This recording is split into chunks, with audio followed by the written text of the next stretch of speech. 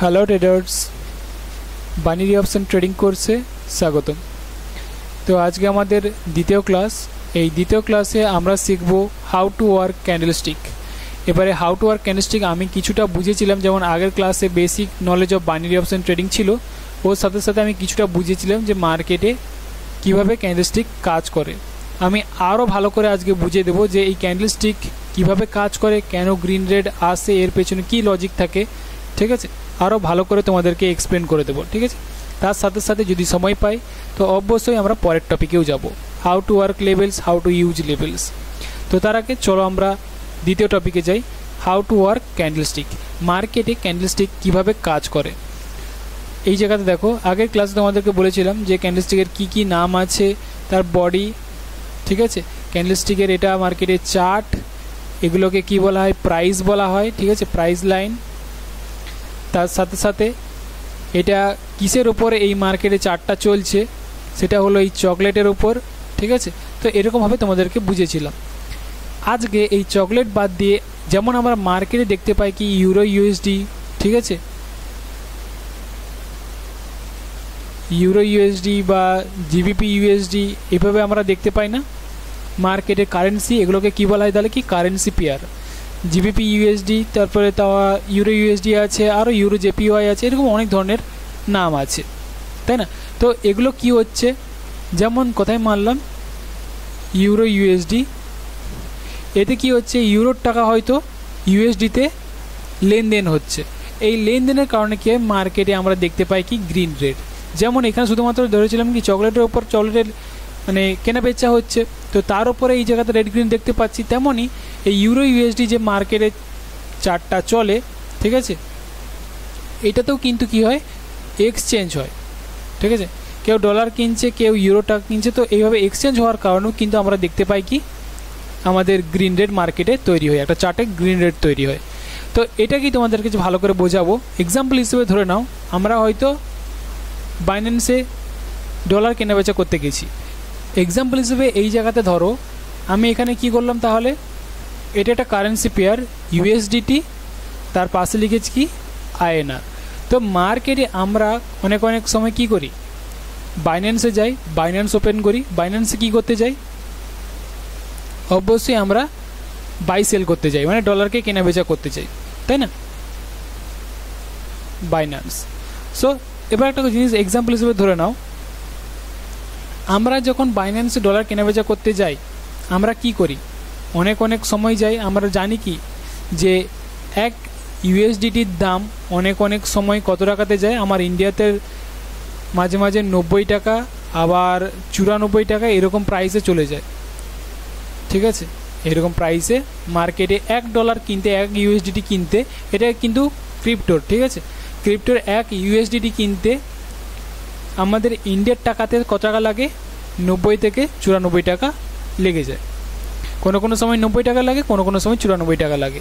ঠিক তেমনই যখন আমি 2 নম্বরে সেল করতে যাই, ঠিক আছে, সরি এখানে $1 এখানে আছে, ঠিক আছে। $1 আগের বারে কী করেছিলাম, বাই করেছিলাম, অ্যান্ড এবারে আমি কি করব, সেল করব $1-কে। তাহলে $1-কে সেল করতে যখন যাই তখন দেখি কত টাকা করতে, তখন দেখি যে আমাদের $1 বেচতে রিটার্ন আসে আমার কাছে 85 টাকা, বা এই জায়গা থেকে 88 টাকা, এইরকমভাবে রিটার্ন আসে, ঠিক আছে। তো আমি এখানে কি চাই, এক্সাম্পল হিসেবে আমি এখানে ধরে নিলাম আমি এই বাইন্যান্সে হয়তো ইউএসডিটি কিনতে এসেছি, আমি কোটেক্সে টাকা ডিপোজিট করব, কোথায় মারলাম, কোটেক্সে আমি টাকা ডিপোজিট করব। তাহলে টাকা ডিপোজিট আমি করতে আসি এই জায়গাতে, তাহলে আমি এখানে কী করতে চাইব, অবশ্যই আমাকে ইন্ডিয়ার টাকা দিতে হবে ইউএসডিটি কেনার জন্য, ঠিক আছে। তাহলে আমি যেমনটা বলেছি $1 ইউএসডিটির দাম তাহলে আমার কত পড়ছে, 90 টাকা, কোথায় মারলাম।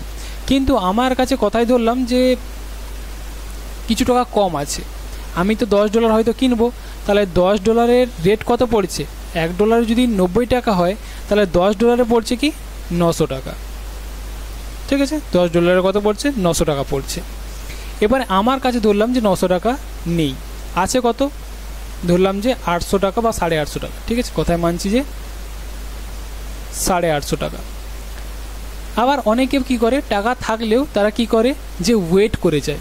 কি ওয়েট করে, দেখো সব সময় তো আর ডলারের রেট এক থাকবে না।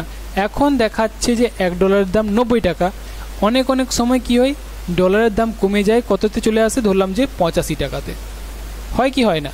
আবার অনেক অনেক সময় আরও কমে যায় 80 টাকাতে। তো এটা খুবই কম দেখতে পাওয়া যায়, কিন্তু মাঝে মাঝে এটা হয়।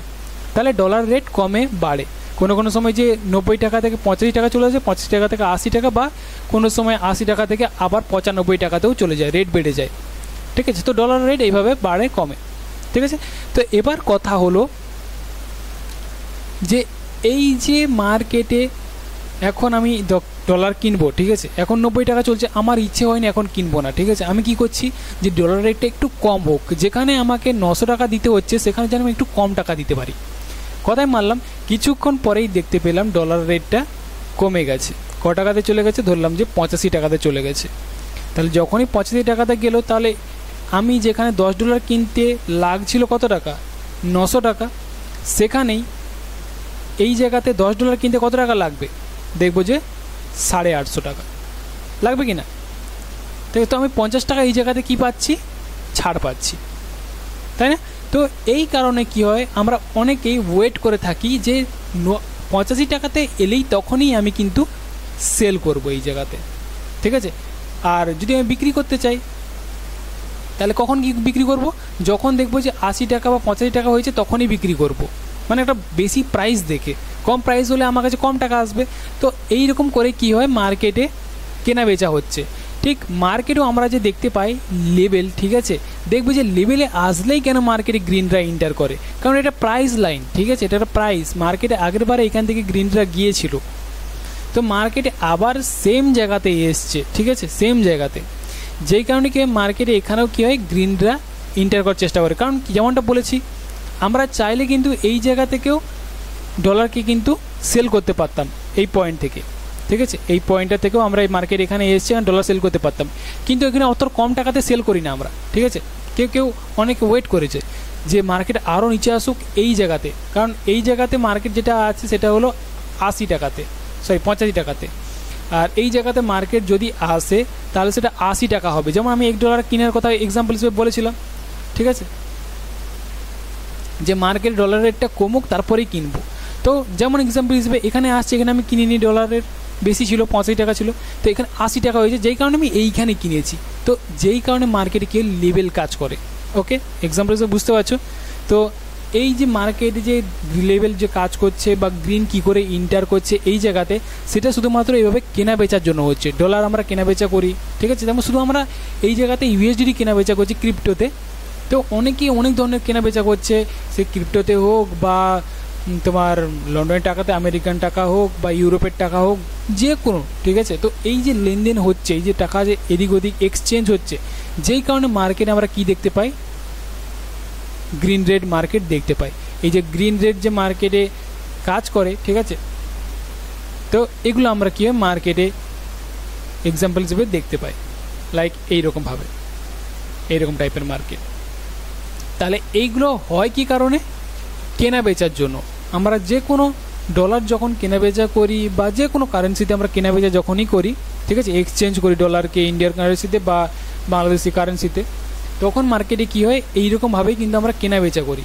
আমরা চাই কি একটু বেশি টাকা যেন আমার কাছে আসে। এক্সাম্পল হিসেবে যেমনটা বললাম, আমার কাছে ছিল 900 টাকা, কিন্তু আমার $10 কিনতে, সরি আমার কাছে ছিল 850 টাকা, তাই না, আমার কাছে ছিল 850 টাকা, কিন্তু আমি যদি $10 কিনতাম, 90 টাকা করে একটা ডলার রেট ছিল, তাহলে আমার কাছে 900 টাকা লাগতো। কিন্তু আমি কী করছি, শুধুমাত্র ওয়েট করেছি যে মার্কেট নিচে আসুক, ঠিক আছে, ডলার রেটটা আগে কমুক, কমলেই আমি এই জায়গাতে কি করব, $10 কিনবো।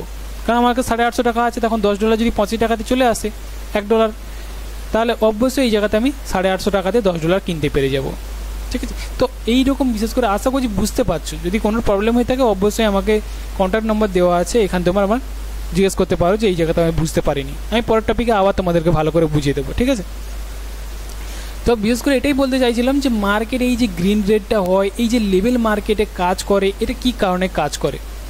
ঠিক আছে, ক্যান্ডেলস্টিক এই যে রেড গ্রিন আমরা দেখতে পাচ্ছি, এগুলো শুধুমাত্র মার্কেট তাহলে লেনদেনের কারণে হয়। মার্কেটে আমরা কোনো সময় ডলারকে ইন্ডিয়ান কারেন্সিতে চেঞ্জ করছি, আবার ইন্ডিয়া থেকে ডলারে চেঞ্জ করছি, আবার ইন্ডিয়া থেকে আবার বাংলাদেশি টাকাতে চেঞ্জ করছি। এই যে কনভার্ট হচ্ছে, এই যে এক্সচেঞ্জ হচ্ছে, এই এক্সচেঞ্জের কারণে আমরা এরকম গ্রিন রেড ক্যান্ডেলস্টিককে দেখতে পাই।